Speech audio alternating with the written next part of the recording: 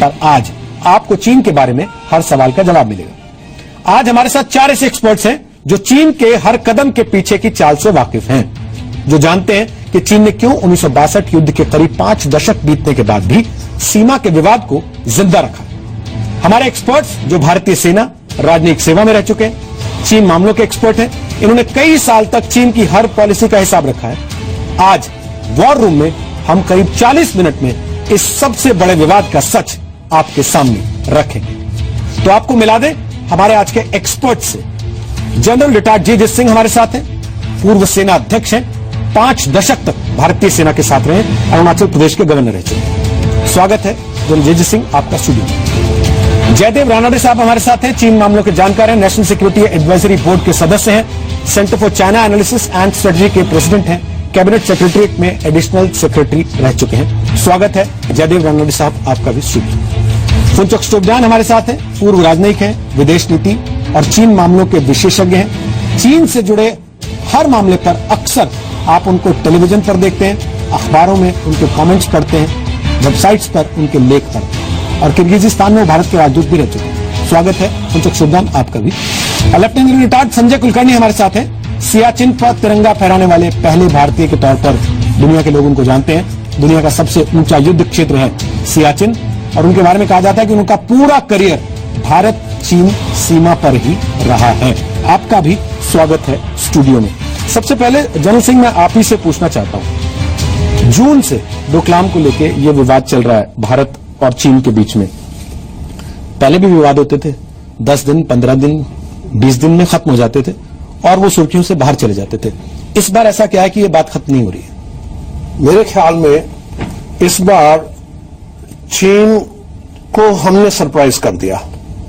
उनकी कैलकुलेशन में ये नहीं था कि ये भी हो सकता है कि हिंदुस्तान की फौज भूटान के इलाके में आकर और उनके सामने पेश होगी कि आप जो है ये आपने ट्रीटी जो भूटान से की है और हमारे साथ भी जो ट्रीटी है कि स्टेटस को नहीं बदलेंगे, इससे स्टेटस को बदली हो रहा है। भूटान में तो ग्राउंड पे हो रहा है, लेकिन उस जगह पे जहां ये जाना चाहते थे उधर से फिर हमारा भी सिक्योरिटी इम्प्लीकेशन बढ़ जाते हैं। इसलिए जो इंडिया ने कदम लिया वो एक्सपेक्ट नहीं कर रहे थे। इसलिए अब सवाल ये उठता है कि कौन ब्लिंक करेगा, कौन आंख मीचेगा। हमारे इस तरफ से हम डट के वहां पे हैं और उनको भी सोचना पड़ेगा कि ये जो पहला उन्होंने इनिशिएटिव लिया ये सही था, अगर सही नहीं था तो फिर कैसे इससे वो अपने आप को बचाए। फुनचक स्टोबजान आपको भी ऐसे लगता है? नहीं, जिस तरह से ये विवाद आगे बढ़ रहा है ये लगता है कि ये शायद दोनों की तरफ से कोई गलती हुआ है। मैं नहीं मानता हूं कि ये सिर्फ हमारी गलती है या चीन की गलती है, कहीं ना कहीं मिसकैलकुलेशन तो हुआ है। अब जब हो गया तो शायद दोनों देश इस चीज को लेकर चल रहा है कि इसका क्या फायदा मिले दोनों तरफ को। चीन की तरफ देखा जाए तो लगता है कि वहां पे इंटरनली बहुत ही प्रॉब्लम है। अभी अक्टूबर नवंबर में इनका बड़ा मीटिंग होने वाला है कांग्रेस का, तो इसको लेके अभी जो आप कह रहे थे एक बड़ा मिलिट्री ड्रिल हुआ था इनर मंगोलिया में लेके, तो और शी जिनपिंग ने अपना आर्मी का यूनिफॉर्म पहन के इन चीजों को, तो ये पूरा एक पॉलिटिकल कैंपेन था उनका जो अक्सर करते हैं। मुझे नहीं पता है कि ये सिर्फ इंडिया के लिए कर रहा है, उसके बहुत सारे और उनकी मतलब रहे होंगे।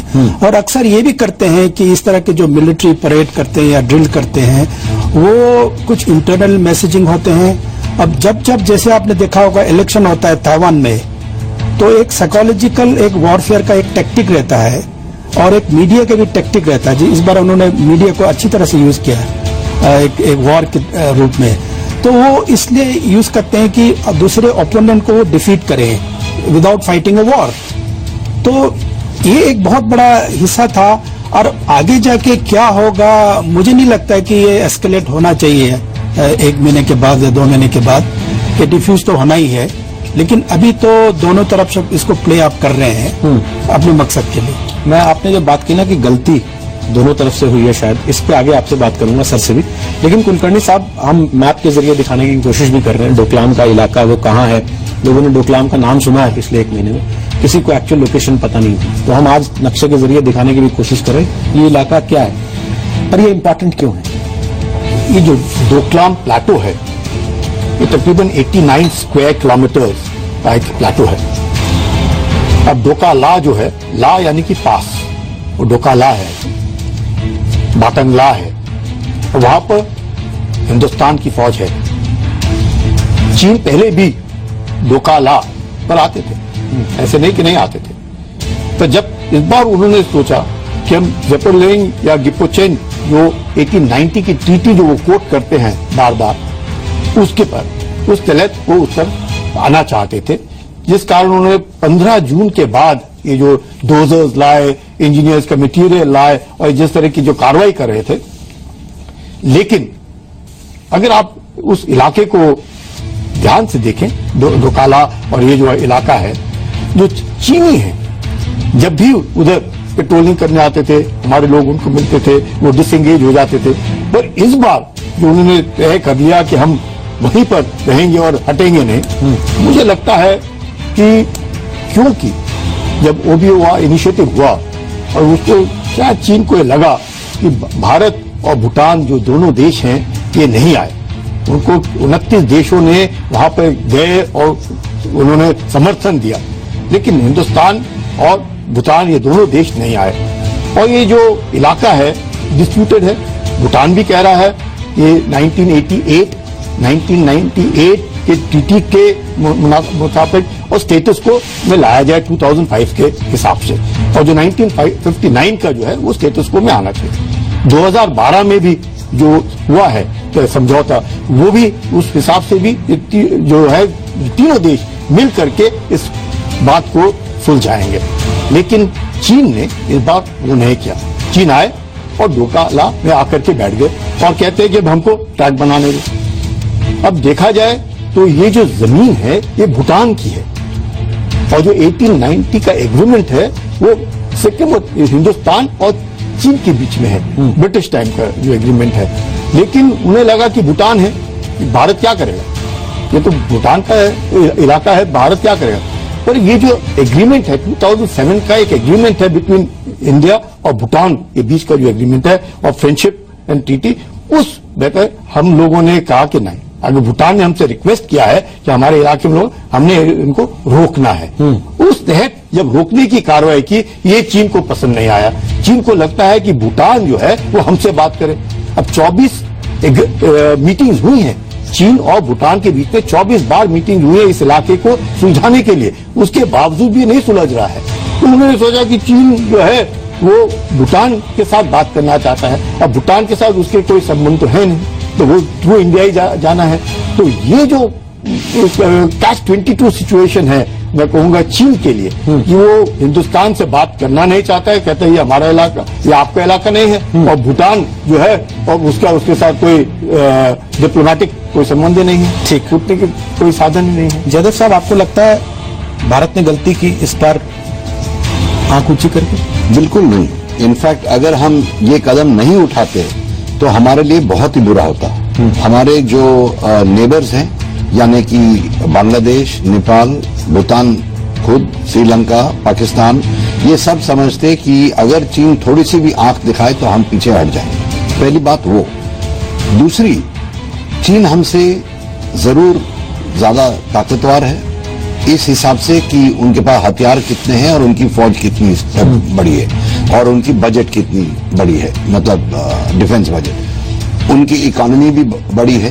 पर मैं ये हमेशा मानता रहा हूं कि हमारे सहायता के बगैर चीन के जो एम्बिशन हैं बढ़ने के लिए और पूरे रीजन को के ऊपर छाने के लिए, वो नहीं फ्रूटफुल होंगे बगैर हमारे सहायता के साथ। और अब जो है, पिछले अगर आप देखें 2015 से हमारी जो रिलेशनशिप है वो स्ट्रेन्ड होते चल रही है। जब से चीन ने China Pakistan economic corridor announce की थी और वहां पे आप जानते हैं $50 बिलियन की तो लगभग उन्होंने इन्वेस्टमेंट करने का प्रॉमिस किया है। उस टाइम से जितनी बैकिंग चीन दे रही है पाकिस्तान को और उनको समर्थन दे रही है, उसके कारण हमारे रिलेशनशिप पे स्ट्रेन आ रही है। 10 दिन के लिए चीन ने पब्लिसाइज नहीं की, ना हमने पब्लिसाइज की। वो 10 दिन के मध्य मेरे ख्याल से जो चीन की फौज जो है और चीन की पार्टी जो है, उनमें जरूर डिस्कशन हुई होगी कि अब हम क्या कदम उठाएं।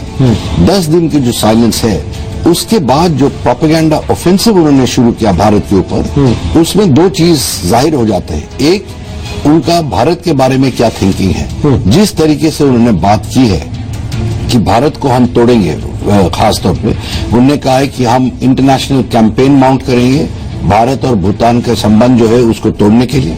हम सिक्किम में प्रॉब्लम्स क्रिएट करेंगे, हम कश्मीर में फौज भेजेंगे अपना पाकिस्तान के कहने पे। ये सब कहने के बाद और नॉर्थ ईस्ट में जो इंसर्जेंसी है, हम उसको फिर शुरू करेंगे। अब ये चीजें जो उन्होंने कहा है, तो नेचुरली भारत के जो सरकार है और उसके जो विभाग है, उन्होंने जरूर समझ लिया है कि ये चीन का असली रूप है। ठीक है। दूसरी बात, जो उन्होंने ये क्या है और धमकी दे रहे हैं लगातार, ये भी मालूम होता है कि अगर उनको कुछ करना था, उनके पास अभी 3-4 हफ्ते का टाइम है, सितंबर के मध्य तक, ऐसे फौजी लोग कहते हैं। उसके बाद मौसम खराब हो जाता है, तो पर वो नहीं कर पा रहे हैं। तो ये धमकी के तौर पे हमें डिमोरलाइज करना चाहते हैं, हमारे साइकोलॉजिकल प्रेशर डालना, वो नहीं हो रहा है। और मेरे ख्याल से भारत तो डटी रहेगी, चीन भी डटी रहेगी, पर चीन जो है ये बात को भूलेगी नहीं, और आज नहीं तो कल वो कुछ न कुछ और हरकत करेगी। हम सर ने कहा फौज की बात, ताकत की बात, हम एक बार ग्राफिक्स के जरिए ये भी दिखाते हैं कि भारत की फौज की स्टैंडिंग क्या है, चीन की फौज की स्टैंडिंग क्या है। और आप क्योंकि फौज के मुखिया रहे हैं, तो मैं आपसे एक चीज पूछना चाहता हूं, मनोबल को छोड़ दें तो धन बल में, ताकत बल में हम चीन के सामने कहां स्टैंड करते हैं?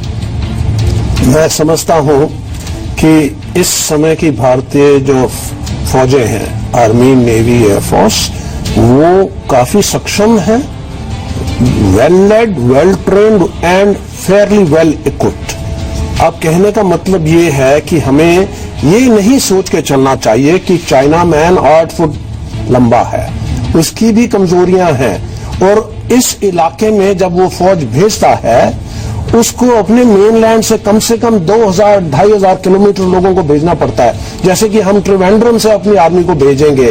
तो इसलिए वो लॉजिस्टिकली भी वहां पे तो एक तरफ से हमारे लोगों को कहीं जो प्रोपेगेंडा होता है वो उनकी तरफ से हुआ है, लेकिन वो जानते हैं, चाइना माहिर है कि एक डेमोक्रेटिक नेशन की कमजोरियां क्या होती हैं।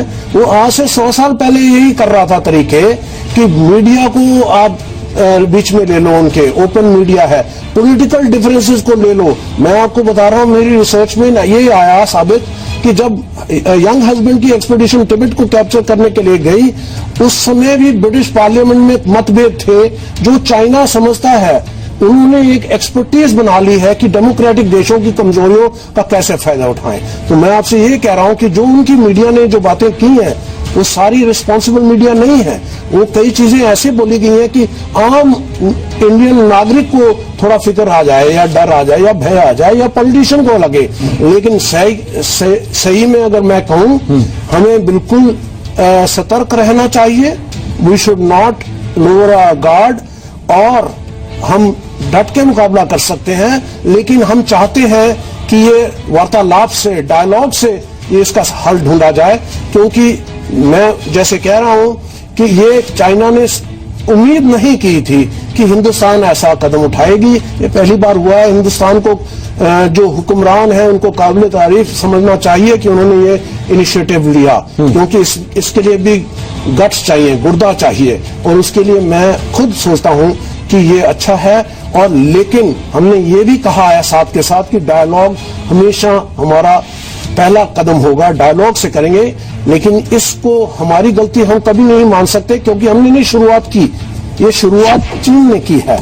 और इस एरिया जिसकी आप बात कर रहे हैं, दोकलम प्लेटो और दोकावा, बताऊंगा, गिमोचिन, यहाँ पे हम जैसे लोगों ने जमीन पे चल के देखा है, हमको पता है वहां पे क्या मुश्किलें हैं। आपको मैं ये कहना चाहता हूं, सिर्फ एक छोटी बात, कि चाइनीज चुंबी वैली में है, वो बिल्कुल नीचे है।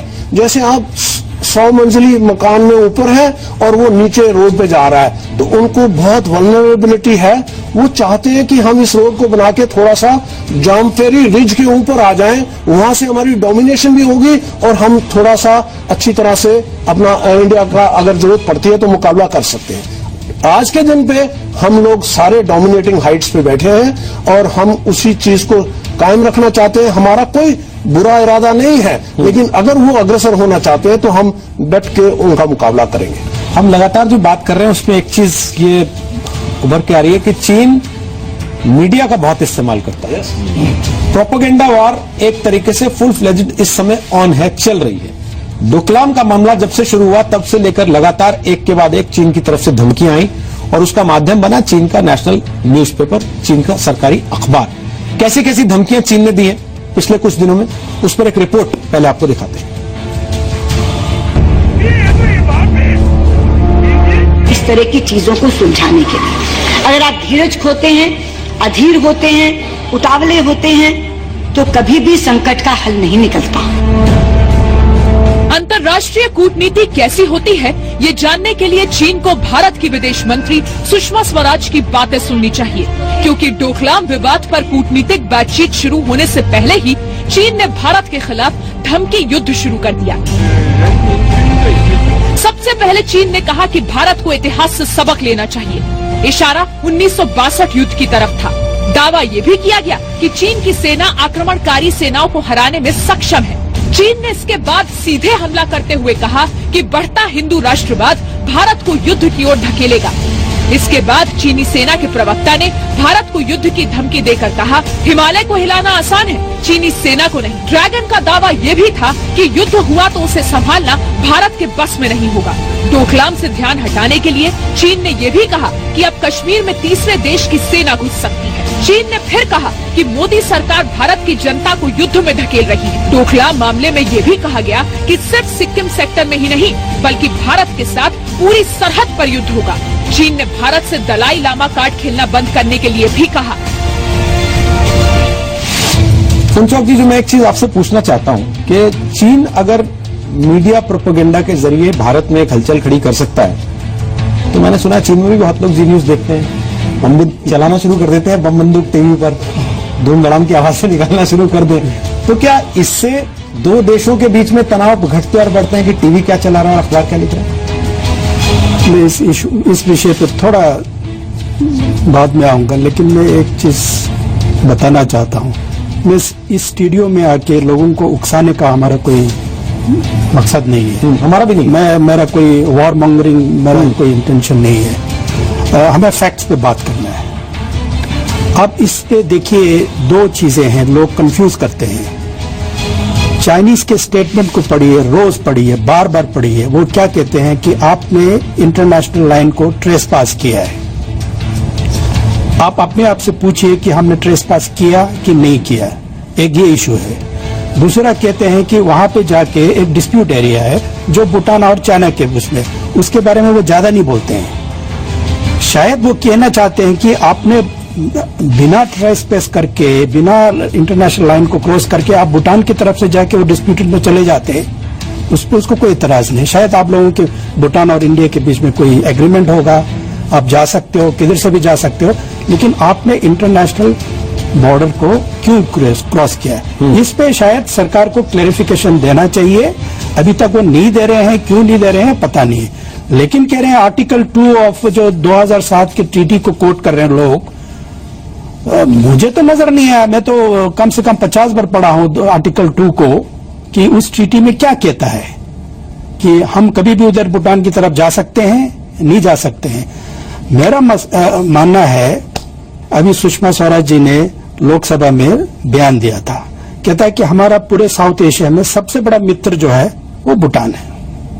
तो अगर तो भूटान आपका सबसे बड़ा मित्र है, ट्रस्टवर्दी फ्रेंड है, आपने अभी कितने साल, 50-60 साल तक भूटान में बहुत इन्वेस्टमेंट किया है।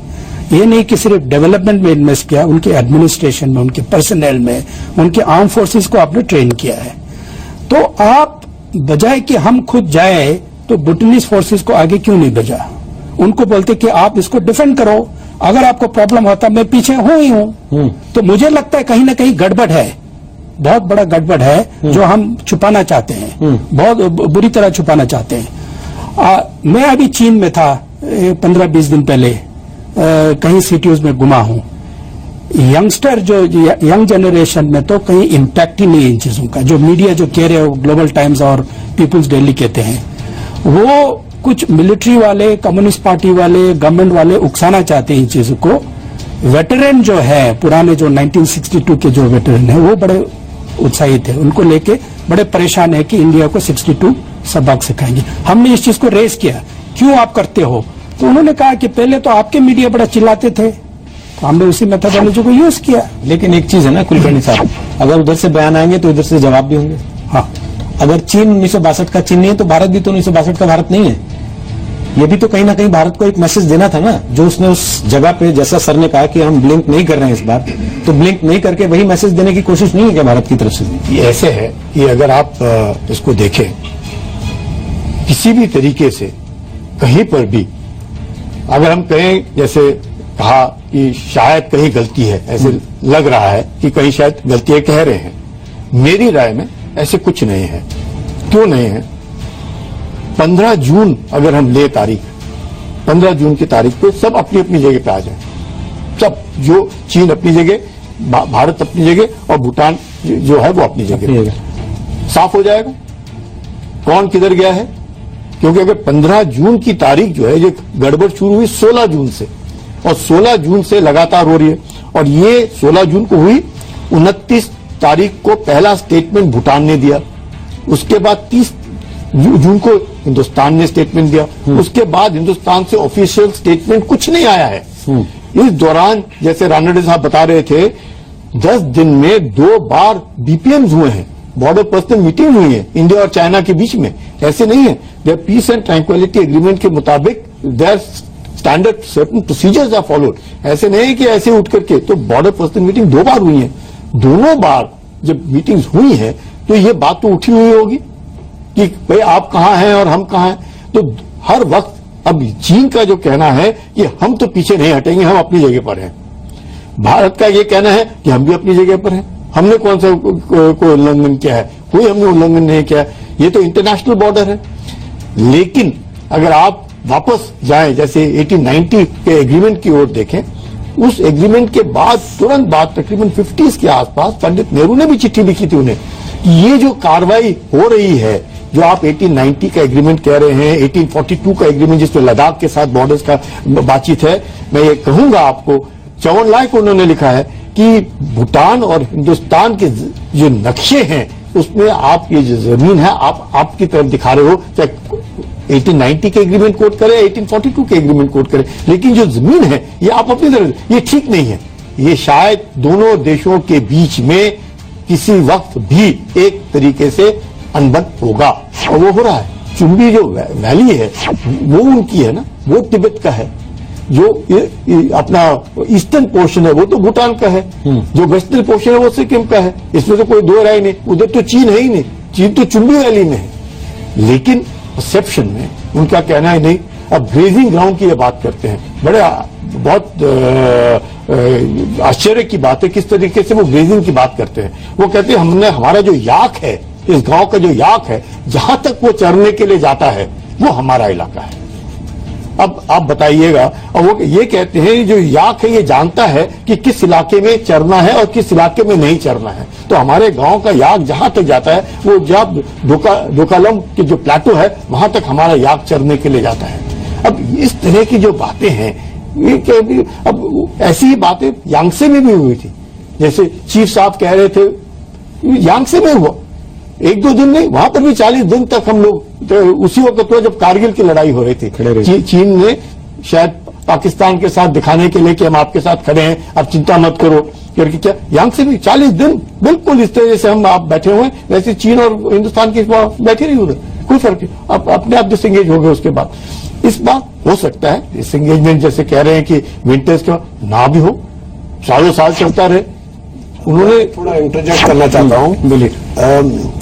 जैसे कि चीन को हमने समझना चाहिए, यह हमारी थोड़ी कमजोरी है, हमारे पास विशेषज्ञ की कमी है। इतना बड़ा देश है, 3 बिलियन, हमारे पास 100 से ज्यादा चाइना एक्सपर्ट नहीं मिलेंगे आपको जो चाइनीज लैंग्वेज जानते हैं, जो चाइनीज कल्चर को अच्छी तरह से समझते हैं। China is not easy a nation to understand.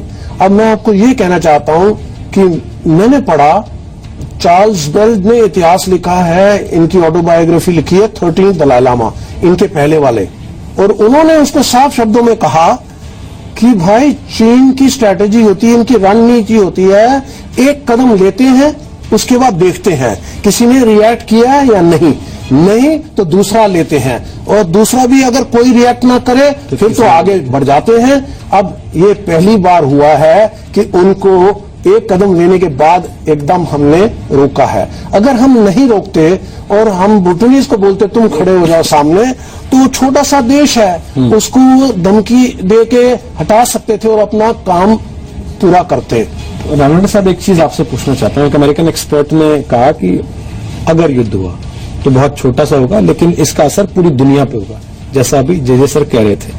पर क्या आज की तारीख में युद्ध जैसी चीजें संभव है, वो भी दो ऐसे देशों के बीच में जो एक पूरे एरिया को माना जाता है कि रूल करते हैं, और दोनों ही न्यूक्लियर पावर वाले देश? देखिए, अगर आप रैशनली देखें तो होना नहीं चाहिए। उन्होंने कहा है, और पहले भी कहा है और अभी भी कह रहे हैं, कि अगर हमारा जो हमारे कोई मुकाबला करेगा या हमारे जो सॉवरेंटी पे जो हमला करेगा, और अब वो कह रहे हैं कि हुआ है, तो हम उसको छोड़ेंगे नहीं। इसीलिए जो इन्होंने जिक्र किया था अभी कि हम उनके टेरिटरी पे ट्रेसपास किया है, वो शब्द उन्होंने इस्तेमाल किया है, और उसी के कारण ये सब बढ़ रहा है। ट्रेसपास किया हमने?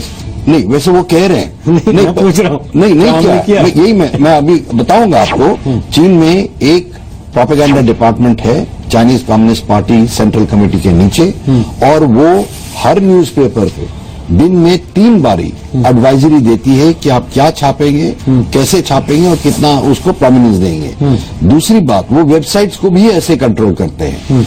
और तीसरी बात, ग्लोबल टाइम्स जो सबसे आगे रहा है ये हमारे खिलाफ ये वार्निंग वगैरह देने में, उसका चीफ एडिटर जो है वो पीपल्स डेली, जो पार्टी का ऑफिशियल पेपर है, उसका डेप्यूटी एडिटर इन चीफ है। तो मतलब ये सरकारी है। और एक और चीज मैं शेयर करूंगा आपके साथ कि जो ग्लोबल टाइम्स छापती, मतलब एक दिन बाद में या 2 दिन बाद में जो ग्लोबल टाइम्स छापती थी, वो चाइनीज डिप्लोमेट्स, दिल्ली में बैठे हुए चाइनीज डिप्लोमेट्स, वो एक दिन पहले कहते थे। तो ऑब्वियसली ये ऑफिशियल लाइन है। Official line. 23 ऐसे पड़ोसी हैं चीन के जिनके साथ उसका कुछ ना कुछ विवाद चल रहा है। तो ये चीन की स्ट्रेटेजी है, चीन की मजबूरी है, या चीन की जरूरत है कि सबके साथ कुछ ना कुछ पंगा चलता रहे? वो तो अलग अलग इंटरप्रिटेशन है। इसके बारे में बातें हुए हैं, चाइनीज की स्ट्रेटेजी जो आप उन्होंने अभी अभी इन चीजों पर ही चर्चा किया है, चाहे साउथ चाइना से लेके 13-14 कंट्रीज की। जो जनरल साहब ने अभी कहा था कि हम चीन को नहीं समझते हैं। आप देखिए, चाइनीज हमें 2000 साल से पढ़ रहे हैं ठीक से।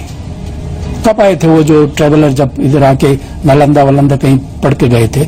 2000 से हमारे साइकी को पढ़ रहे हैं, हमारे फिलोसफी को पढ़ रहे हैं, हमारे संस्कृत जानते हैं, वो हमारे पाली भाषा जानते हैं, वो हमारे दिमाग को अच्छी तरह से जानते हैं। जो हम कहते हैं कि हम चाइना को जानते हैं, मैं एक आदमी को नहीं जानता हूं जो चाइना को जानते हैं। एक दिन भी नहीं पढ़ा है वो। गूगल पढ़ के चाइना को बारे में एक्सपर्टीज बनते हैं, नहीं है। तो जब हम एक चीज को नहीं जानते हैं, जैसे हम अमेरिका को जानते हैं, रशिया को जानते हैं, अरब वर्ल्ड को जानते हैं, पाकिस्तान को जानते हैं, आप चीन को नहीं समझ सकते।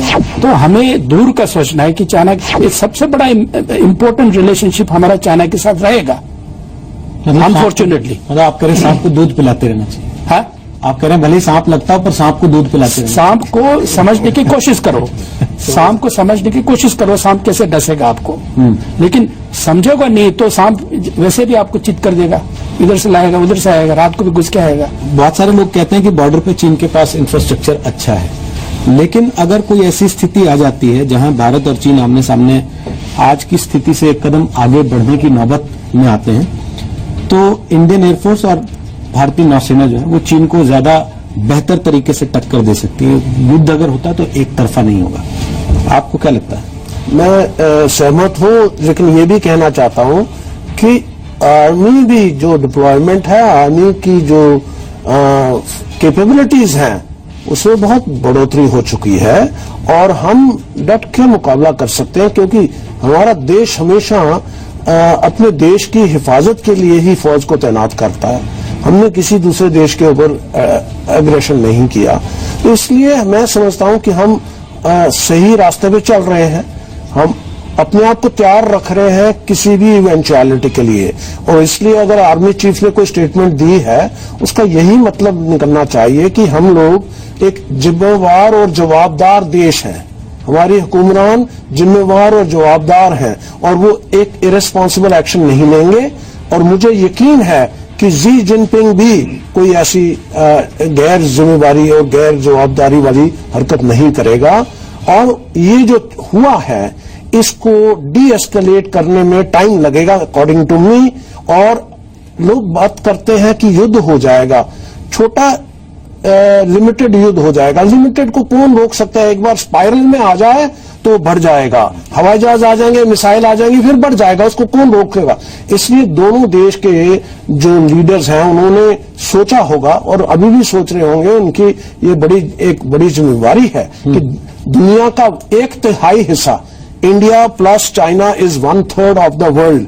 हमारी ये तो बेवकूफी होगी हम आपस में इस तरह से इस मसले के ऊपर लड़ रहे हैं और लड़ाई शुरू कर दें, वॉर शुरू कर दें। बहुत लोग बहुत आसानी से बोलते हैं ऐसी चीजें, मैं उनके साथ सहमत नहीं हूं। आप देखिए, लड़ाई लड़ने के लिए उसके लिए असला चाहिए।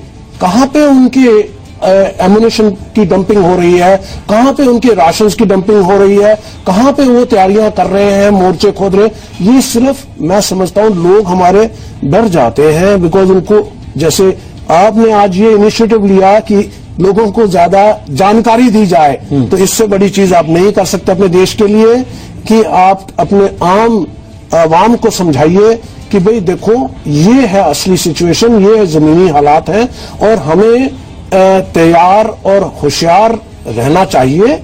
लेकिन वो हमारे आर्म फोर्सेस का काम है, वो कर रहे हैं। हमें सिर्फ यही है कि हमें डरना नहीं चाहिए कि ये होगा तो हमारा क्या होगा, हम जवाब दे सकते हैं। डोकलाम का जो इलाका है, सर्जिकल स्ट्राइक जैसी चीजें हो सकती हो?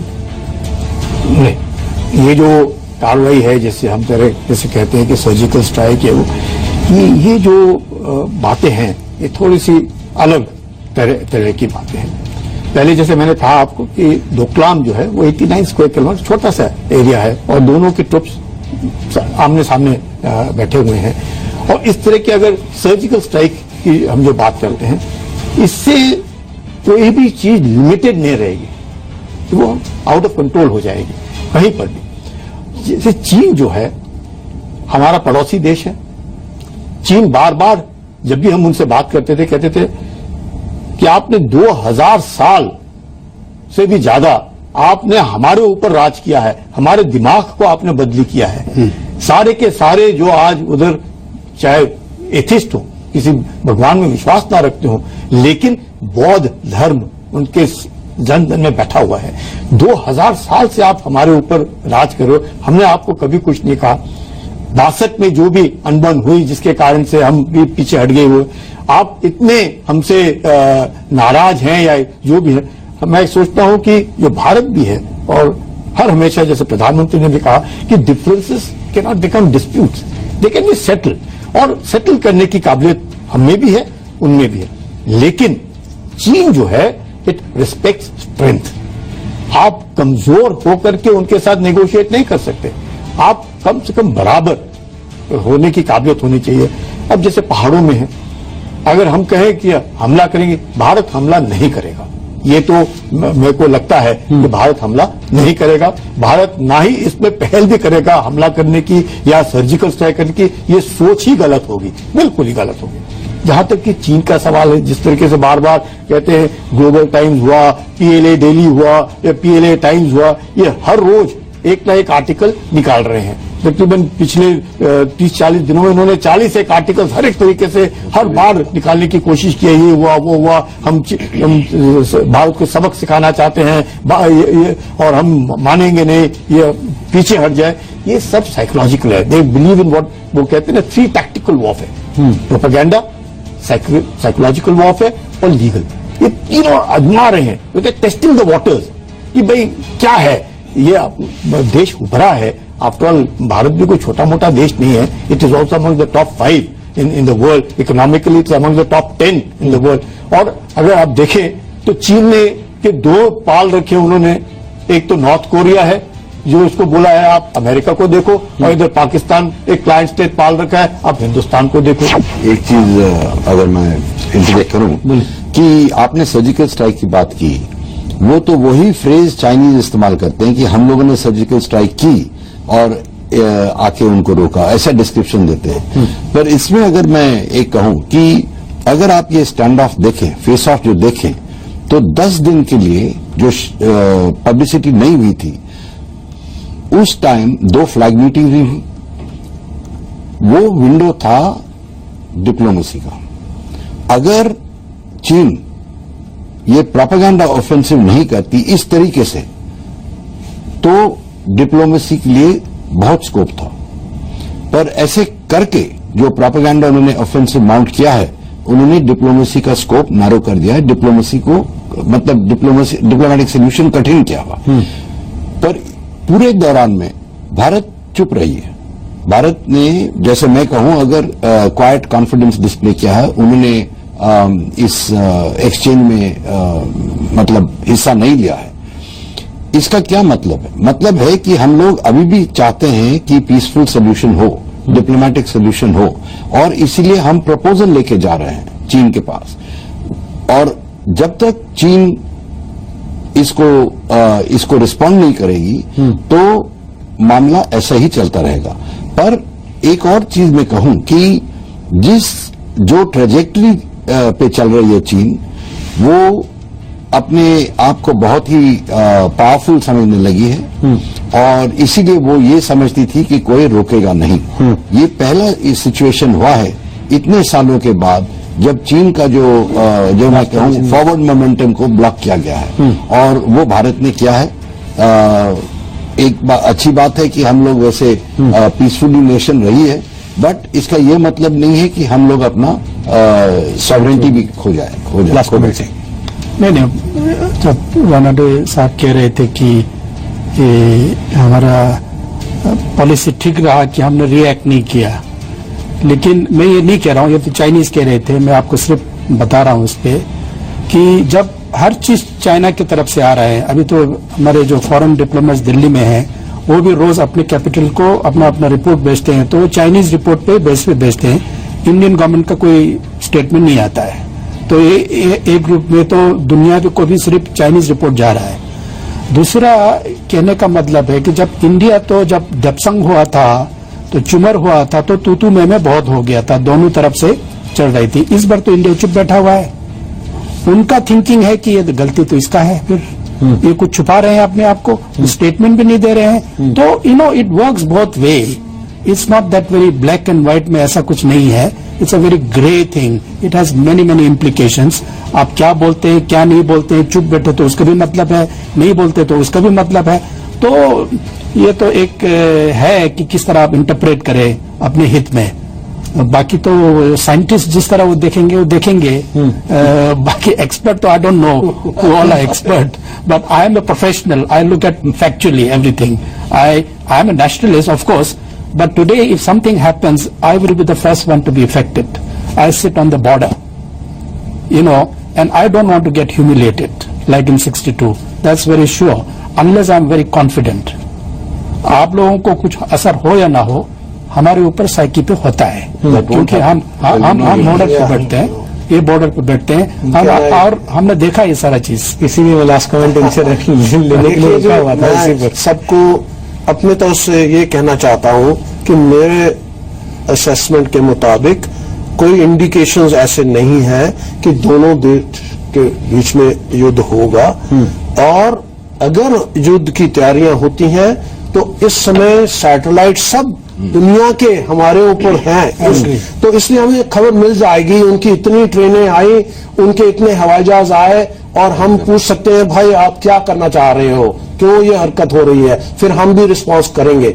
आई थिंक इतना ये नौबत नहीं आएगी। अपने देशवासियों को कहना चाहता हूं कि यस, उनको जो फिक्र है हम सब हैं, और बाकी देश में हुक्मरान हैं, फौजें हैं, इसी काम के लिए हैं कि देश की रक्षा की जाए। मुझे बिल्कुल एक छोटा सा भी एक ख्याल मन में नहीं आता कि युद्ध की शक्ल में हो जाएगी ये सिचुएशन, बिकॉज अभी जी जिनपिंग भी नवंबर में अपने कांग्रेस के सामने पेश होने वाला है।